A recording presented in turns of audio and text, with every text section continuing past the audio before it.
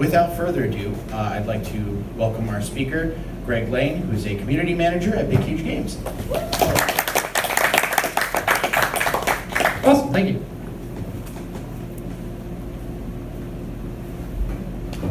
Probably should have turned that on first. All right. Hi, my name's Greg. I wrote this talk, so we're gonna see how this goes.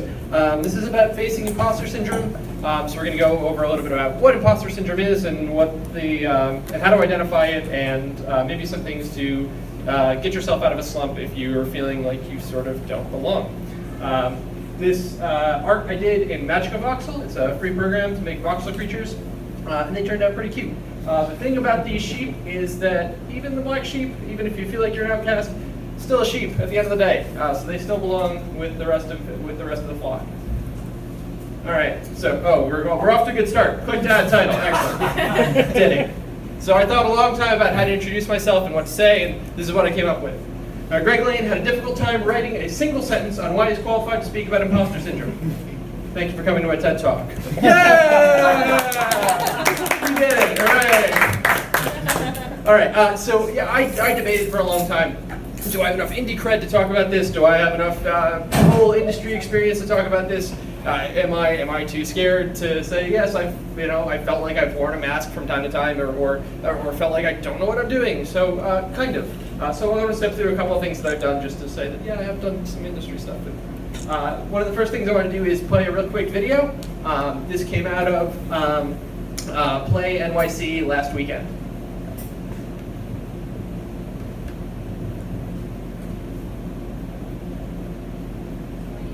Yeah, if you can hit it one more time, yeah, it might.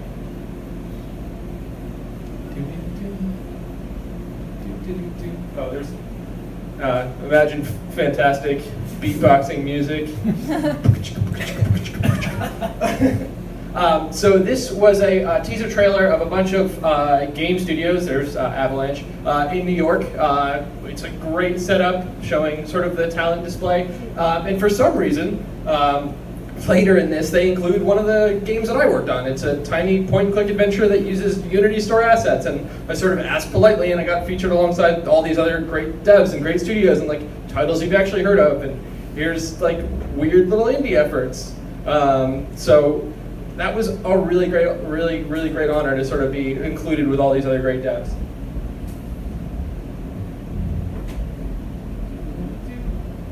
And this is me, yay, hooray, that's it, yeah, for 3 seconds. But that's sort of how the whole thing got put together in a supercut. So I sort of felt like surreal, like this is a really weird point-and-click hidden object game that I worked on, and it's being shown alongside all these other great things. Perfect, awesome, thank you. Yeah, so Tin Heart Interactive is the independent stuff that I do. Most recently I showed this game, Confines of the Law, I made in Twine. I showed it at Artscape, and I got to do an interview afterwards on YouTube, and that turned out fantastic. During the day, I have a regular day job. I got my industry start, industry-related start, with Margaret Weiss. We did pen and paper role-playing games. I play-tested that for about 2 years, starting in 2007. They had the license for Battlestar Galactica and Serenity, and I didn't know that I wanted to make video games at that time. I was like, oh, I really like Firefly, so I'm just going to work on their pen and paper game. And then I played in a touring band for a while, and I did some games journalism, and I was like, this is just what I'm doing on the side, because I really want to play in a band, and that's what I'm doing. And then I got hired to write this game script, which I now know is a game design document, and sort of just built this career accidentally. And then I got hired by Funtank up there in the upper right. That was in Manhattan. That was on Canal Street. We worked on a Flash game website called Candy Stand. So they had Candy Stand, Mini Golf, and a whole bunch of like Flash games that people my age probably played in high school instead of doing your actual high school work. We got bought up by Publishers Clearinghouse sometime in 2013-ish. And then I got to move to do Lotto casino games. I worked on Lotto properties, I worked on scratch cards. We did a lot of instant win games, which were these tiny little experiences where you had 1 minute to play and you had to win because it was tied to real money. So it was an interesting sort of thing to design. And then just over 2 years ago, I came down to come work for Big Huge Games. I got to start there in QA, and then I moved to be the community manager, and that's where I am now.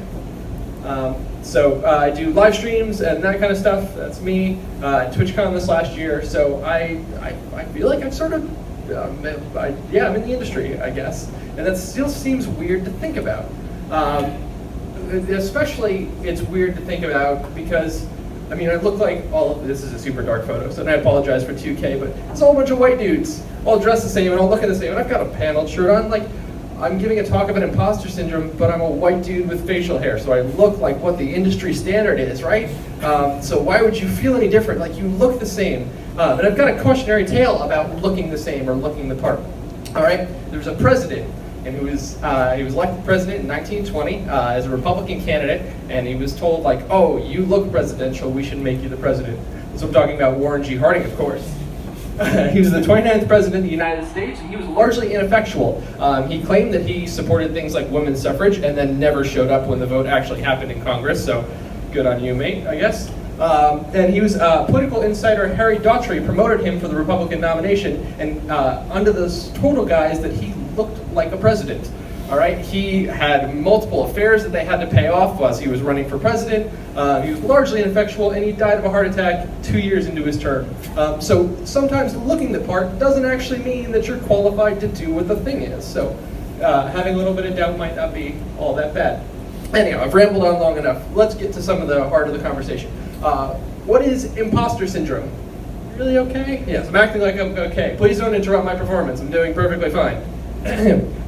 Imposter syndrome is not defined in the dictionary, and it is not in the DSM-5, the Diagnostical Statistical Manual of Mental Disorders, which is what psychiatrists will classify. It is tied to things like depression and anxiety, which are actual clinical things that you can get treated for. You also can seek counseling and seek therapy for imposter syndrome, but it's sort of like this. This is what your day-to-day is like. You shop for a new tie, and you make macaroni, and you do cardio, and you don't let your existential dread in. No, don't let it set in, and then you back into run. It is pretending that you're totally fine on the outside while sort of struggling and wondering if you're actually qualified for doing the things you're doing on the inside. The imposter phenomenon, as it was originally known in the late 1970s, was originally, I guess, devised by these two doctors, Dr. Pauline Rose Clarence and Dr. Suzanne Imes. They worked together in the 1970s on a paper called The Imposter Phenomenon, where they took 150 women who attributed their success in the workplace to only a handful of things. Most of it was either luck or timing or just sort of the fact that they're faking it and they're going to be found out later on. They continued to develop this work, and then in 1985, this book, The Imposter Phenomenon, came out, overcoming the fear that haunts your success. Dr.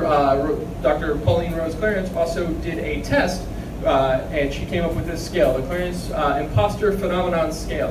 You can click this link. I think we're going to share the slides possibly afterwards. If you follow this link, you can take the test and then see sort of either if you are worrying too much about fitting in or doing the job, or if you're pretty much on par with what most people look to expect. And this covers several of the key factors in imposter syndrome. The fake it till you make it part, the parts you can attribute to dumb luck, and the inconsequential accomplishments. All right, those are the three key factors that we're going to take a look at.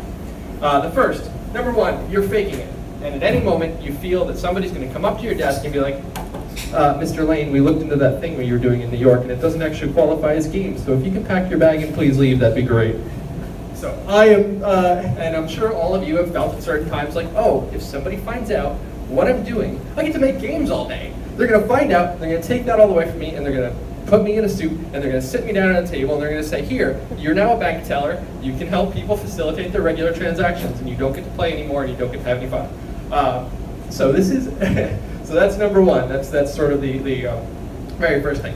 The second misnomer is dumb luck. Oh, I lucked into this. I accidentally wound up as a game designer or a game developer. I accidentally wound up in this industry. I'm so lucky to be here. Yes, you are lucky. You were lucky to be born in this country. You were lucky to be born in this time period. It'd be awful difficult to make games kind of before this, in prehistory and things like that.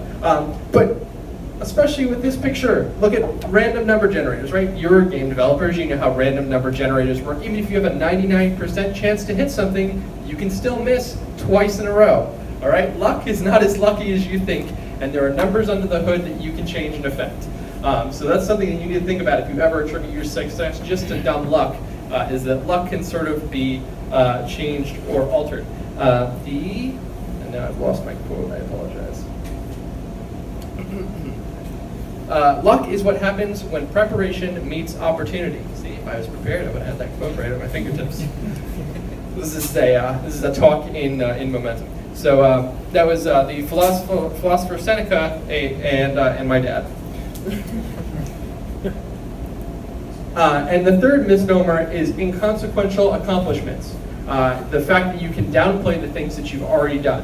Oh, I did casino games, but they were just casino games. That wasn't actual gaming. Oh, I did pen and paper, but that wasn't computer gaming, so that's not actual gaming. I was there for 3 years, but I just imported Excel sheets. I was there for this thing, but I just did that. I just did the other thing. I just. Just is a limiting word, and it reduces the value that you put on something. For just 2 easy payments of $19.99, you can buy something on late night TV. Just as a way to trick your brain into thinking something is less important than it actually is, and you can actually give yourself credit. So, imposter syndrome is looking like this on the outside and feeling like this on the inside. So we're going to look at some of the causes. One cause is meritocracy, the fact that you get ranked against other people, or not even in real life, possibly just in your head, the way that you are performing at work, which is fine. Sometimes meritocracy allows you to rise to the top, allows you to say that, yes, I'm competent in these things, I should be allowed to move up, or, oh, that other person did much better, go ahead, that's fine. If you're constantly comparing yourself, then it could possibly lead to negative consequences. As far as games go, this is me, and that's my Xbox gamer score. We have quantifiable ways for meritocracy. You could judge me on this, which has nothing to do with my ability to make games, my ability to play games. And I might have free, weird, gimme achievements from different puzzle adventure games that I played on a Windows PC or something like that. So meritocracy is sometimes an odd thing to measure people on, especially in this industry where both playing and developing are measured and can be quantified. Another possible cause is the placeholder environment. Perhaps you don't feel like you belong because you are either a minority class, or you're a woman, or you're, as I pointed out before, like, why would you be feeling like you're left out, especially if you look like everybody else? This can certainly lead to imposter syndrome. And when it was first introduced in the late 70s, it was thought that only women could get it because that's who the study was originally done on. And then later it's no, actually everybody can feel this way from time to time, and you only know about it when somebody else tells you. There's something specific for the gaming industry, is the toxic gaming culture. I know that there was an article recently about this, about how a culture inside the studio can impact your own mental health and mental well-being. But there's also the external factors that you read on the internet, or people's review your games. Don't ever read the comments, it's full of terrible, toxic things. But you're like, I want to, and it makes my game better, and I want to listen to them. It's hard. It's a hard balance. So, and one of the last possible causes is thinking or remembering that you were praised for being smart as a little kid. I know lots of people in the games industry that were either part of the SEED or STEM or gifted and talented program or whatever they called it when you were growing up, and that you were so smart, and now you wonder, were they lying? Was I actually smart the whole time? You're not sure. I'm not sure. Here is one case study that I want to look at, and this is a very, very smart fellow. Wile E. Coyote. He's a smart dude. He introduced himself as a super genius, right? Wile E. Coyote is a super genius, and he is. He's good at every tool. He knows how to do all the tools. He knows how to set all the things up, and then it never works out. All right? He never works out for him. Everything seems to go sideways for some reason. And I often have wondered if Wile E. Coyote would have suffered from imposter syndrome based on some of the things that he thinks and some of the things that he feels. I don't know if you know this, but Wile E. Coyote is based on Mark Twain. We were talking about Mark Twain just a little while ago. The description in Mark Twain's book, Roughing It, goes as follows. The coyote is a long, slim stick and sorry-looking skeleton with a gray wolfskin stretched over it, a tolerably bushy tail that forever sags down with a disparaging expression of forsakenness and misery, a furtive, evil eye, and a long, sharp face with slightly lifted lip and exposed teeth. He is a general slinking expression all over. The coyote is a living, breathing allegory of want. He's always hungry. He's always poor and out of luck and friendless. And the meanest creatures despise him, and even the fleas would desert him for a velocipede. And he is so spiritless and cowardly that even while the exposed teeth are pretending to be a threat, the rest of his face is apologizing for it. And so homely, so scrawny, and so ribby, and coarse-haired, and pitiful. And that's the way that he saw the coyote. And I often wonder if we see the coyote in ourselves. But that might not be the attitude or the way that we're perceived by others. One of the things, there are several core tenets, if you look it up, that all of the cartoons were written on for Roadrunner and Wile E. Coyote. And one of them is that he's got this fanatic fervor, and that's one of the ways that he gets through. He continues to be at it. He knows eventually that he'll have success. And so even though he struggles, and even though he might feel bad, he continues to pursue it with the spirit of a true believer. All right, even though he does his best. So you've got a couple options. Number one, you can give up. Of course, you can give up. No, don't do that. It's a bad idea. Don't give up. You worked hard to be here. All right, you came here tonight. You want to come up, and so you're thinking about maybe some things that you might feel better about, or thinking about ways that you can, prove to yourself that you belong here or anything. So don't give up. That's the worst option.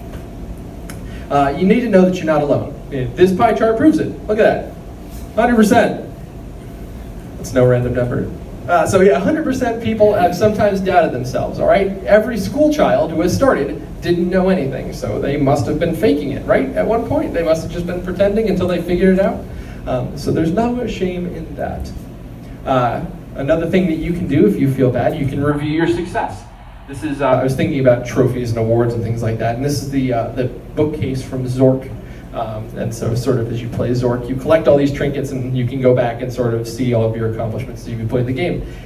If you are working full-time, you probably have a job description. And it is great to review your job description from time to time, because I know personally, as I read it, I might not feel great in the moment. I might be like, oh, I don't know what I do here. I'm just sort of, I do things. I sort of connect the dots. But when you sit and you read your job description, you're like, wow, this guy knows what he's doing. Look at all these things on here. I've done all these things. This is sort of like me. So it's a good way to have a mirror for yourself, an external way to review your successes. You can also tell your own story. If you're doing sort of what I'm doing now, is recanting your own tale. You sort of remind yourself of all the successes you've had, because you have to. And no better way to review your successes than to tell somebody else. Remind somebody of your story and be like, oh, I got here because of this and this and this. What do you think? Do you think I'm going the right way? Do you think this is worthwhile? Hey, did you play my game? If you're making a game on the side, be like, hey, is this good enough? And of course, people around you are going to think you're awesome. They're going to think you're cool, because we can see you from the outside, so you don't know what you're judging yourself on, or probably way more harshly than you should. We are here to support each other, so that's awesome. Something else you can do is find a mentor. At Big Huge Games, we've been super lucky. There's been loads of people there that have had very much an open door policy. So I'm sure at your studios or the other developers that you're working with, or even people in this room, or come to me or whatever, have got loads of things to say and give you advice on where you are, where the pitfalls are, and just to remind you that you're going the right way. Alternatively, if you don't want to seek out anybody else, what you can do is you can become a mentor yourself.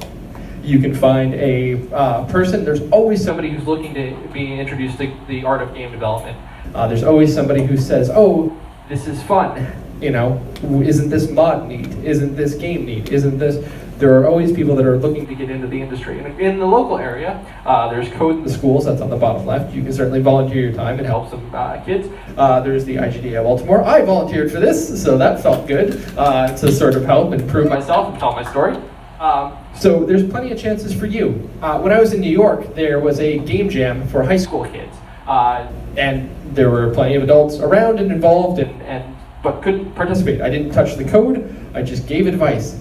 And man, did I know what I was talking about. For some reason, you doubt yourself, and you're like, I don't know how to make games. And you show up, and you're like, oh yeah, this is how you do it. And when you watch somebody else work, it's a lot easier to answer the questions.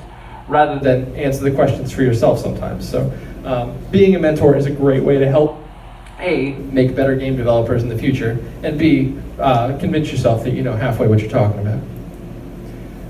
You need to know, this is not just an option, this is something that you need to know. You need to know that it's okay not to know. Everyone who's starting out, everyone who's learning, and learning is a lifelong event, you need to not know before you actually know.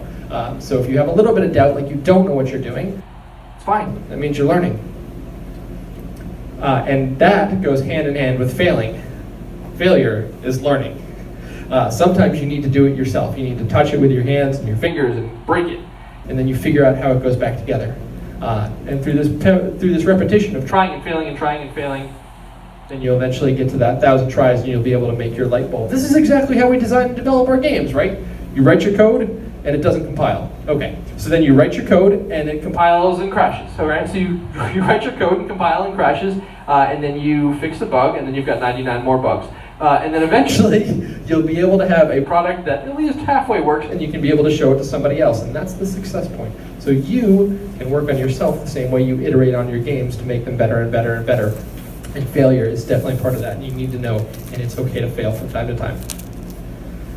The other thing you can do is you can let the imposter syndrome motivate you. So I've also got a quote for this.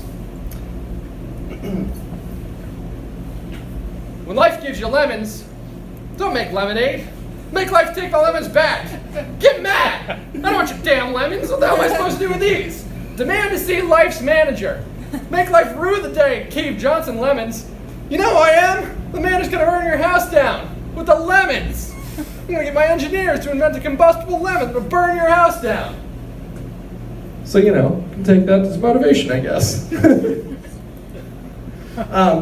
I saw this on Facebook, and so I'm on social media all day long, all day in and out. So I thought this was sort of also a weird, apt quote to sort of just use as a segue.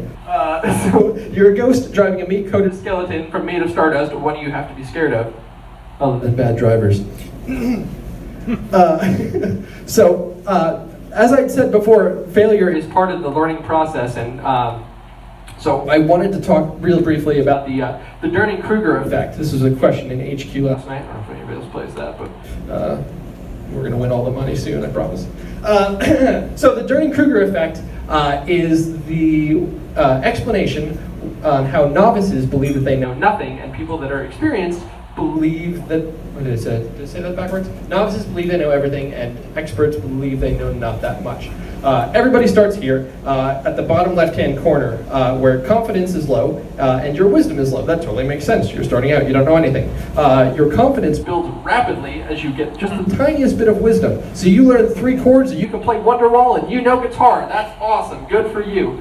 But eventually someone will come up to you and say, hey, do you know any other songs? And you don't. And you slide quite quickly, rapidly down into the valley of despair. And some things even label this valley of despair here as imposter syndrome. Because look at that, you're not at the beginning. You've had a little bit of wisdom accomplished. You've maybe accomplished some things in your career. But your confidence is at an all-time low. You're unsure of what to do. You sort of can see the road ahead of you, but you don't know how to get there. And you're afraid that you might fail. So as you move through this Dunning-Kruger effect, eventually you get to see where the pitfalls are. You know that lifelong learning becomes a thing that you need to ingratiate inside yourself. Your wisdom grows, and as your wisdom grows in bits and pieces, you learn new things. You get to the slope of enlightenment, and eventually you can if you become a guru at your subject matter, you can hit that plateau of sustainability. You know that learning is a lifelong event. And as you continue to learn, the secrets are further and further out. So the wisdom will continue to grow, but your confidence will grow too in equal measure. That's something to be aware of. So if someone is seemingly less than you, but has loads of hubris, just wait. They'll get there. I also wanted to talk a little bit about the other side of this. This is Soren Kierkegaard, the existential philosopher. He was a 19th century Danish philosopher, founder of existentialism, as the board says.